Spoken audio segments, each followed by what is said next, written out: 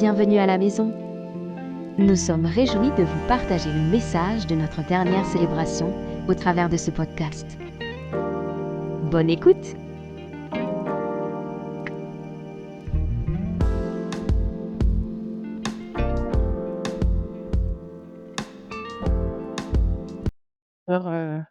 Aspects de Dieu. On a Camille qui nous a dit que Dieu est au-dessus de tout. Voilà, j'oublie qu'est-ce qu'on a entendu d'autre. Qu'est-ce qu'on a entendu d'autre dans la série Dieu est? Il a fait quelque chose. Dieu est vivant. Dieu est vivant. Ouais, ça c'est vrai, Dieu est vivant. Euh, et puis Dieu est tellement de choses. J'ai une habitude un peu bizarre, mais dans mon sac à main, j'ai toujours de quoi écrire, donc du papier et des stylos. Et quand je suis coincée dans des salles d'attente, ça vous arrive aussi? Vous emmenez un de vos enfants chez le médecin et vous attendez, et vous êtes là à l'heure, mais lui, il n'est pas là à l'heure. Et vous attendez 1h15 dans la salle d'attente. Bon, j'ai pris l'habitude de prendre un papier et d'écrire au milieu Dieu est, et d'écrire autour tout ce qui me passe par la tête. Alors, quand vous attendez 5 minutes, c'est rigolo. Quand vous attendez 1 heure, vous êtes obligé de chercher qu'est-ce que Dieu est et de réfléchir à qu'est-ce que Dieu est. Et donc voilà, ça donne un truc comme ça. Bon, quand je peux, je fais en couleur, mais là, j'avais juste un stylo que Siméon a prêté gracieusement d'ailleurs. Et en fait, il y a tellement de choses que Dieu est, il y a tellement de choses qu'on pourrait dire, qu'on pourrait décider que cette série ne s'arrête jamais. On pourrait la faire pendant 5 ans et on trouverait encore des choses à dire. Parce que Dieu est bon, Dieu est généreux, Dieu est vie, Dieu est amour, Dieu est paix, Dieu est joie, Dieu est vivant, Dieu est au-dessus de tout, Dieu est fort, Dieu est grand. Je ne sais pas s'il y en a que je répète, mais si je les répète, c'est que c'est vraiment vrai. Si je les répète, c'est peut-être plutôt parce que c'est quelque chose que j'ai vraiment appris. J'ai vraiment appris que Dieu est saint, et c'est quelque chose qui m'a aidé à me recadrer dans une circonstance de ma vie dans laquelle j'étais dans une école de disciples et j'étais vraiment dans une situation compliquée avec les leaders qui disaient des choses sur ma vie que je ne voyais pas. Donc au bout d'un moment, je me disais, alors c'est où le problème en fait? C'est moi qui me trompe, c'est eux qui se trompent, qu'est-ce qui se passe? Et finalement, un jour, un matin, je me souviens exactement de l'endroit où j'étais assise. C'était dans le petit village de Buyukwe en Ouganda. Et si on y retourne, je vous montre où c'est. Tellement je me souviens précisément. À cet endroit-là, c'est comme si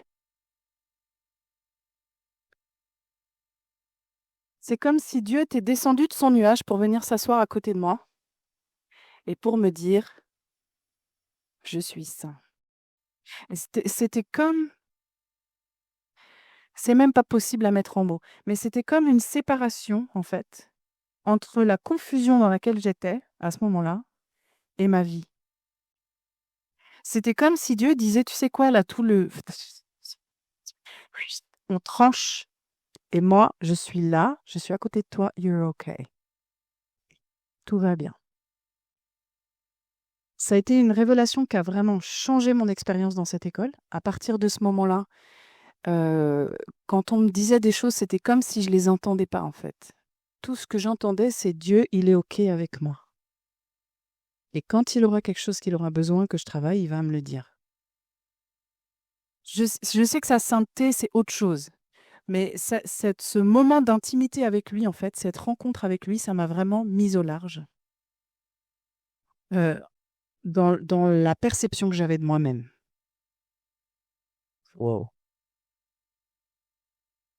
Donc on découvre que quand on apprend mieux qui est Dieu, on se perçoit mieux nous-mêmes. Conclusion. Dieu nous met au large. Dieu est liberté. C'est ce que tu dansais tout à l'heure, c'est pour ça que j'ai dit ça. Dieu est liberté. En vrai, il y a plein de moments comme ça dans la Bible où on voit des gens qui sont dans des situations compliquées et tout à coup Dieu se révèle et tout à coup il change de fonctionnement. Donc, on voit, par exemple, on en voit plein. Je vais citer Moïse, parce que j'ai travaillé sur Moïse hier. Moïse. Moïse, il est élevé en Égypte, comme prince d'Égypte. Enfin, en tout cas, dans le palais, au milieu des princes d'Égypte. Non. Au milieu d'un million de dieux différents, dont certains sont pas très très cool. Ok, ça c'est comme il est élevé. Il sait bien qu'il est hébreu, parce que jusqu'à ses 12 ans, il a été élevé par sa mère. Donc il sait bien qu'il est hébreu. Il y a quand même des choses qu'il sait. Mais il est élevé aussi en partie dans ce contexte où nous, on a plein d'autres dieux, voilà, tout va bien. Bon.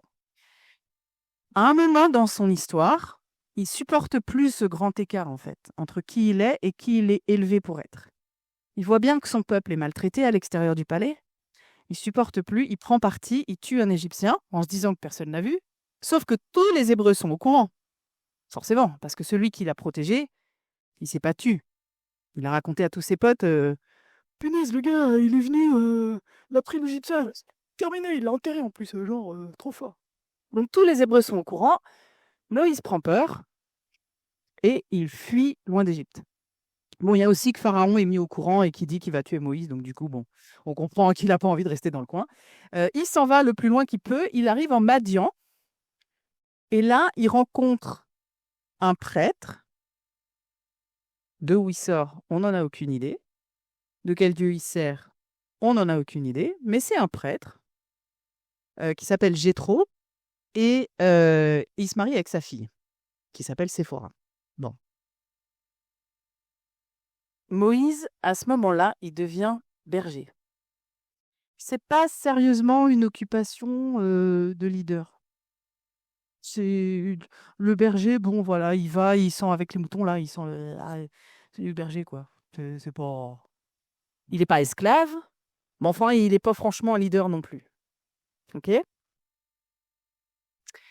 pendant qu'il paie les moutons, pendant qu'il paie les troupeaux, il voit là-bas, il est en train d'essayer de contourner le désert pour les emmener sur la montagne de Horeb. Et il voit là-bas, il voit un buisson qui brûle, mais qui ne se consume pas. Il se dit, c'est quand même un peu dingue ça, et il va voir. Ma théorie, c'est qu'à ce moment-là de sa vie, Moïse, il a une piètre image de lui-même. À ce moment-là de sa vie, il se dit, moi je suis bon pour garder les moutons, ça va. Ça, je peux faire, j'énerve personne, je peux aller plus loin. Voilà. Peut-être il y a un peu de honte dans sa vie. En tout cas, il y a certainement une perception de lui-même au rabais. D'accord ? Et il s'approche de ce buisson. Et Dieu lui dit, enlève tes sandales parce que ce lieu est saint. Il le fait et il rentre en conversation avec Dieu. Et l'une des premières choses qu'il dit à Dieu, c'est « Mais en fait, t'es quel Dieu? T'es qui ?» C'est quand même dingue de poser cette question à Dieu. Mais t'es qui en fait? Tu me parles dans ce buisson qui brûle là, mais t'es qui? T'es quel Dieu? Qu'est-ce que je vais aller dire? Tu me demandes d'aller parler aux Hébreux, mais qu'est-ce que je vais aller leur dire? Quel Dieu m'envoie? Forcément, il en a vu tellement. On ne sait même pas quel Dieu son beau-père sert en fait. Probablement le Dieu créateur qui est au-dessus de tout, donc a priori le même que le nôtre, mais quelle révélation il a de ce Dieu-là, quelle connaissance il a de ce Dieu-là, on ne sait pas. Donc il demande à Dieu, qui es-tu? Et qu'est-ce que Dieu répond? Je suis. Bon, d'accord, tu veux des précisions, je vais te dire d'autres trucs, mais en premier, je suis. Je suis, je suis. Après, il précise, je suis le Dieu d'Abraham, d'Isaac et de Jacob, ce qui sera connu dans toutes les générations. Et c'est comme ça que vous me connaîtrez, le Dieu d'Abraham, d'Isaac et de Jacob. Mais en premier, je suis. Et à partir de ce moment-là, donc il y a toute une conversation entre Dieu et Moïse, où Moïse lui dit mais moi je peux pas aller parler aux autres, je suis pas un leader, et puis je sais pas parler, j'ai la langue embrouillée, empêtrée. Et donc Dieu se fâche et lui dit bon d'accord, je te donne Aaron, mais maintenant ça suffit. T'y vas et t'arrêtes de discuter. Bon, ce que fait Moïse quand même. Mais on voit qu'à ce moment-là, il y a un tournant où Moïse, qui amène à Dieu en toute sincérité sa propre perception de lui-même au rabais, qui reçoit de Dieu, non en fait, ça suffit, moi je te dis que tu es un leader, je t'ai créé, donc maintenant tu fais comme je dis, tu vas voir, ça va très bien se passer. Et à partir de ce moment-là, Moïse vit une vie qui n'a plus rien à voir. Il devient le leader du peuple hébreu, il devient le libérateur du peuple hébreu, il confronte Pharaon, c'est quand même chaud parce que Pharaon, bon d'accord, celui qui voulait le tuer, il est mort. Mais celui qui règne actuellement, probablement il a été élevé avec, et probablement celui-là, il sait très bien pourquoi Moïse est parti. Donc c'est quand même chaud de retourner au palais, de confronter toutes ses peurs, parce que c'est quand même pas pour rien que ça fait 40 ans qu'il s'est barré et qu'il n'est jamais retourné. Ok. Et il va et il dit, bon, en fait, n'empêche que c'est Dieu qui a raison. Donc si tu veux pas perdre ton fils, tu ferais mieux de laisser partir les Hébreux. C'est quand même pas rien, quoi. Et 10 fois, il doit retourner affronter Pharaon dans le palais. Je sais pas si on arrive à s'imaginer la charge émotionnelle, en fait, qui va avec ça.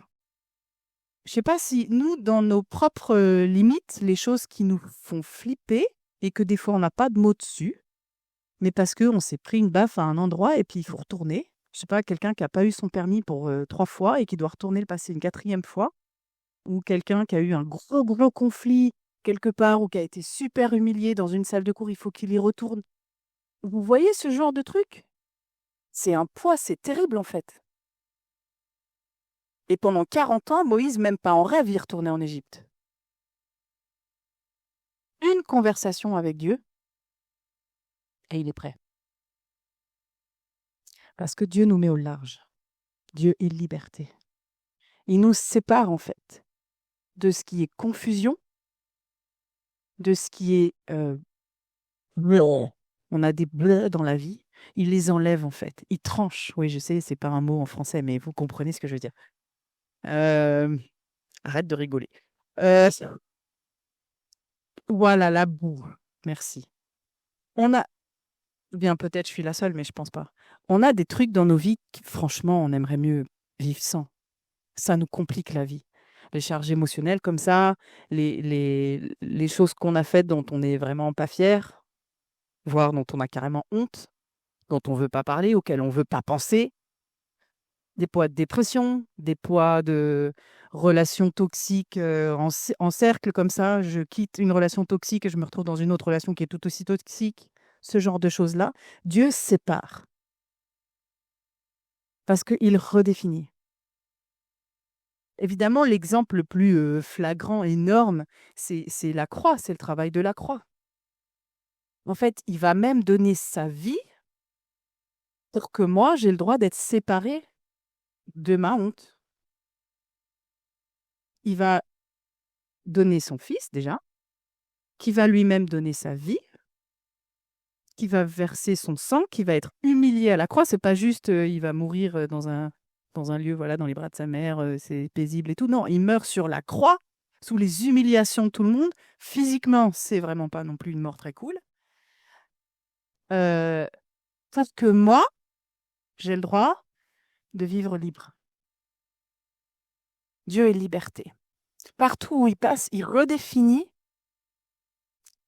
qui nous sommes. Plus nous percevons qui il est, plus nous sommes à l'aise avec qui nous sommes. Plus nous sommes libres d'être qui nous sommes. Parce que Dieu est Dieu, parce qu'il est grand comme il est, quand il nous libère du péché, petite précision, il nous libère aussi du péché des autres. Et pourquoi c'est important? Parce qu'on n'est pas des victimes. Parce qu'on est séparés du péché de l'autre qui nous a blessés. Moi, je trouve que c'est important à penser ça parce que on vit beaucoup plus libre quand on a pardonné. C'est pas pour rien que Jésus raconte l'histoire du serviteur qui est super reconnaissant que le roi lui remette une dette d'1 million, mais qui n'est pas d'accord de remettre une dette de 100 balles à quelqu'un d'autre. Celui-là, il va en prison. Et juste après, Jésus dit, si vous non plus vous pardonnez pas, vous serez aussi mis en prison. Parce que Dieu est bon. Parce que Dieu est bon. Et que il nous libère aussi du péché de l'autre. C'est-à-dire que je n'ai pas besoin de subir la dette de l'autre. Si l'autre a fait quelque chose qui m'a blessé, si je choisis de pardonner, ce qui ne veut pas dire que je suis OK avec ce qu'il a fait, Mais si je choisis de pardonner, je rentre dans la liberté que Dieu me donne par rapport au péché de l'autre. Et donc, je rentre dans une position d'autorité sur ma vie, de leader sur ma vie, et plus de victime. Ça va, vous me suivez? Ça va, je dis pas trop de bêtises? Non, ça va, l'enseignant est d'accord, donc tout va bien. Dieu nous libère de la honte aussi. Je parlais de Moïse. Moi, je pense que Moïse, il avait honte. Je ne sais pas écrit, mais c'est ce que je pense. Je pense que Moïse, il avait honte de comment il avait géré la situation et que du coup, il s'est barré très loin et il s'est dit, voilà, ici, j'en parle pas, personne ne le sait et on enterre le truc. Seulement, la honte, elle nous détruit, les amis. Quand on a honte d'un truc, ça nous détruit parce qu'il y a toute une part de notre vie dont on ne peut plus parler, parce qu'il y a des tas de choses qui vont résonner sur notre honte et du coup, on se comporte vraiment, mais n'importe comment, en fait. C'est comme un gong qui a été tordu. Le son, c'est plus la même chose. Parce que la réverbération de l'air n'est plus la même, donc le son change. Exactement de la même façon, la honte, elle vient tordre nos gongs. Et on brille plus pareil. Et on sonne plus pareil. Et il y a des tas de situations où, franchement, on est pénible, en fait. Mais c'est juste parce qu'on a besoin de couvrir. Et Dieu dit, ok, viens, tu m'en parles. À partir du moment où je te pardonne, bah pardonne-toi aussi. Et la honte, elle s'en va. Dieu est liberté. Je vais revenir vers Moïse et vers cette transformation que Dieu opère. C'est-à-dire que non seulement il devient le libérateur du peuple hébreu, mais ensuite il conduit le peuple hébreu dans le désert. Il conduit le peuple à comprendre Dieu, en fait. C'est lui qui va se mettre à aller sur la montagne, passer du temps avec Dieu, comprendre des choses, redescendre de la montagne et dire au peuple, OK, alors Dieu propose ceci, voici les règles sociales, voici le comportement qui est attendu dans le temple, voici à quoi ressemble le temple, blablabla, blablabla. En fait, ils n'avaient pas du tout... La construction de leur vie sociale était autre, complètement séparée de ce qui est en train de se vivre maintenant. Toute leur vie était organisée par l'esclavage. Tu te lèves le matin, tu obéis aux ordres. Une fois que tu as obéi aux ordres, tu manges un peu et après tu dors et tu recommences. Donc, tu n'as pas une organisation de vie sociale, tu n'as pas de règles autres que obéir. Tu te retrouves dans le désert, tu n'as plus de maître et tu sais plus comment faire. Donc, probablement, le peuple hébreu, qu'est-ce qu'ils ont fait? Ils ont regardé Moïse comme leur nouveau maître. D'ailleurs, on le voit, ils ne veulent pas aller parler avec Dieu, ils ont trop peur. Ils disent ouais, mais toi, tu y vas, puis après, tu nous dis. Bon, eux aussi, ils avaient un petit problème de honte, peut-être, à régler, ou en tout cas de perception d'eux-mêmes qui n'était pas tout à fait juste. Mais n'empêche que, du coup, Moïse a constamment transmis au peuple ce que Dieu voulait dire. Et en fait, il a grandi dans une connaissance de Dieu telle qu'on ne pouvait même pas regarder son visage. Quand il sortait de la tente de la rencontre, il fallait qu'il se couvre le visage parce qu'il brillait tellement, les autres, ils étaient là. Il nous transforme, en fait. Et plus on s'approche de Dieu, plus on connaît Dieu, plus on est libre d'être nous-mêmes en vrai. En plénitude de vie, en plénitude d'amour pour soi-même et pour les autres. Dieu est liberté par rapport, donc je disais, à la honte, à notre péché, au péché des autres, et à tout ce qui fait qu'on ne se voit pas comme on est vraiment.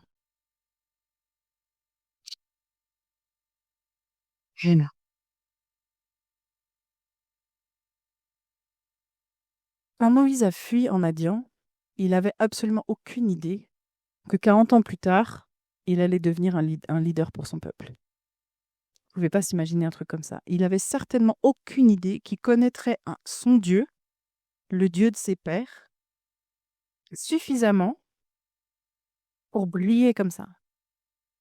Il ne savait pas qu'il allait tutoyer Dieu.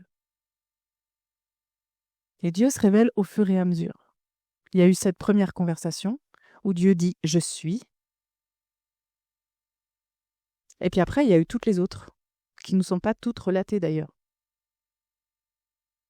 Et Moïse, il a même négocié avec Dieu. Il est entré en conversation avec Dieu comme avec un ami. À cette époque-là, c'est complètement incroyable. C'est presque impossible. Dieu, il est saint, il est sacré, il est au-dessus de tout et nous, on est pécheurs.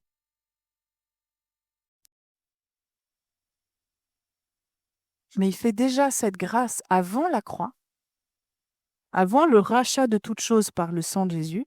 Il nous fait déjà cette grâce à Moïse qui lui révèle tout. Il est déjà prêt à tout donner. Et tout ce que Moïse demande à connaître sur Dieu, Dieu lui dit. Ma proposition ce matin, c'est qu'on ose continuer à être curieux au sujet de Dieu. On ose lui dire, vas-y, dimanche prochain, quand il y en a un qui prêche Dieu et moi, j'aimerais bien avoir un truc que je sais que tu es.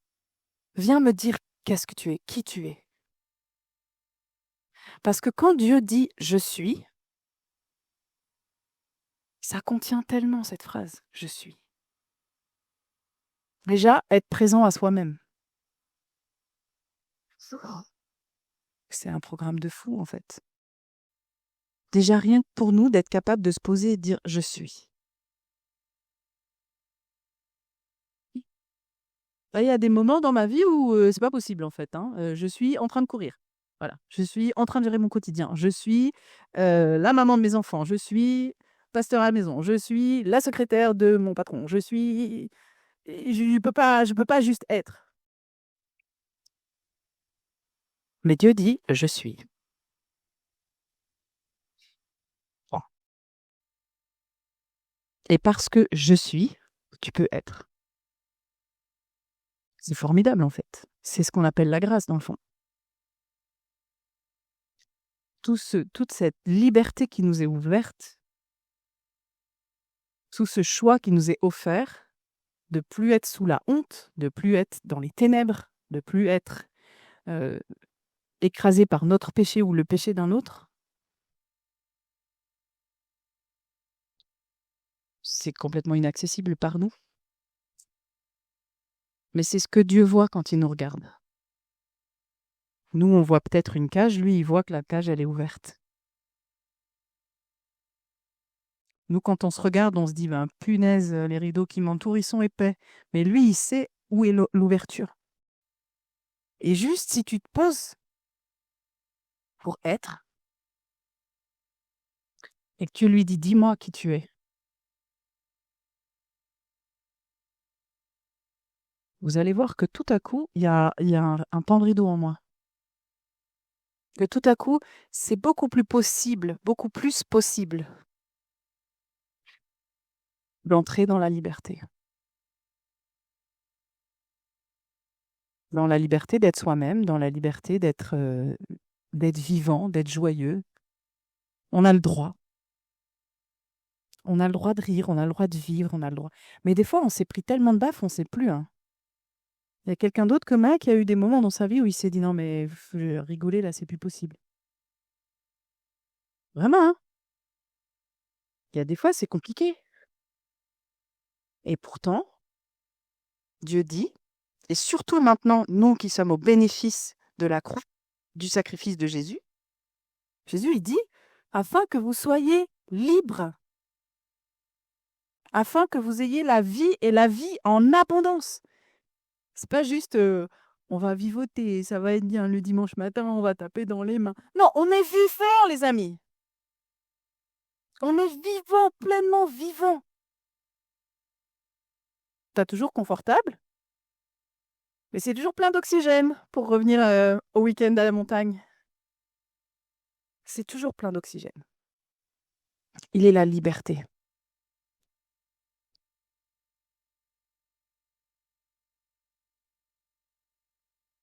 Cette phrase de Dieu, quand il dit « je suis », ça m'a toujours interpellée parce que je me suis toujours dit « mais qui c'est qui se définit comme ça, en fait ?»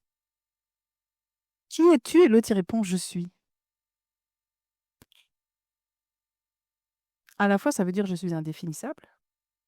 Cherche pas plus loin, finalement, t'es tellement au-dessus que voilà, je peux pas t'expliquer, en fait. Mais à la fois, ça contient tellement. ça contient sa puissance de vie, ça contient sa capacité de création, ça contient à quel point il est au-dessus de nous, à quel point il est créateur, force de vie. Il peut ressusciter des morts, les gars. C'est incroyable. Nous, on est tout content quand on a planté une tomate et que ça pousse. On est ouais, t'as vu, on a vu la vie. Lui, c'est pas, il a créé la graine, lui. Le potentiel, il l'a fois 1 million. Nous, on est tout content quand il y a un docteur qui est intervenu, qui a fait une opération, qui a sauvé quelqu'un. Lui, il passe, il dit t'avais pas de genou. Vas-y, viens, hop, ça y est, t'as un genou, c'est bon. Ça, c'est vrai. C'est une histoire que j'ai vue de mes yeux. J'ai vu quelqu'un qui avait pas de genou et il y a un pasteur qui a fait comme ça. Et Dieu est créateur et maintenant tu as un genou. Vas-y, plie la jambe. Et il a plié la jambe. Et vous savez ce qui m'a marqué le plus quand il a plié la jambe? C'est la tête de sa femme. Parce que sa femme, elle était juste en face de moi et elle a fait. Et là, j'ai compris qu'en fait, en vrai, ce qui s'était passé, c'était pas possible. Sauf que Dieu.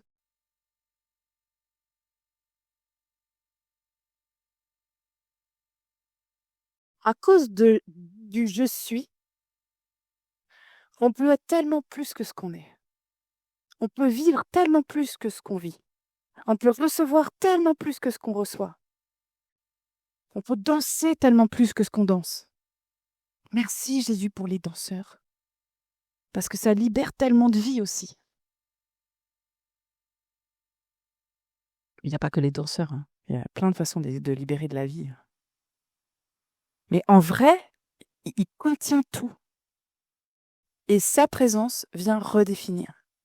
Sa présence vient trancher entre ce qui est pas bon et nous. Pour autant qu'on ait juste cette curiosité de le chercher. Cette curiosité d'apprendre à le connaître. Cette curiosité et cette soif de dire, bon, ok, là, j'ai besoin de toi. Alors, c'est mon défi pour nous tous, cette semaine et les suivantes, de redemander à Dieu qui il est. De lui dire, ok, tu es, comble-moi cette phrase. Donne-moi une précision. À Moïse, tu lui as dit, je suis le Dieu d'Abraham, d'Isaac et de Jacob. Moi, je ne les connais pas, ces gars-là. J'ai besoin d'une autre info. Bon, moi, ça me renseigne parce que j'ai lu leur histoire, mais en vrai, c'est pas la même chose pour moi que ça a été pour Moïse. Moïse, sa mère, elle lui avait parlé d'Abraham, Isaac et Jacob. Moi, ma mère, elle m'en a pas parlé. Hein. Elle les connaissait pas non plus. Donc, j'ai besoin d'une autre info. Parle-moi de qui tu es. Et lui, il sait, c'est ça qui est un truc de fou, c'est qu'il sait exactement quelle information, révélation, va venir changer ta perception de ta vie. Il va te montrer à toi ce qui va, pour toi, faire une différence. Parce qu'il est trop fort. Alors suivons-le et cherchons-le encore, parce que Dieu est.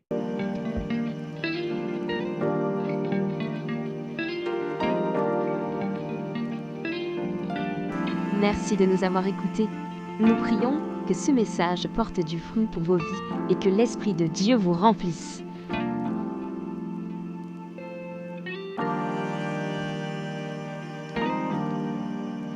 Si vous souhaitez participer à l'une de nos activités au Lexington Café, dans les maisons ou à nos célébrations du dimanche soir, n'hésitez pas à nous contacter sur égliselamaison.fr ou via les réseaux sociaux. À bientôt, à la maison.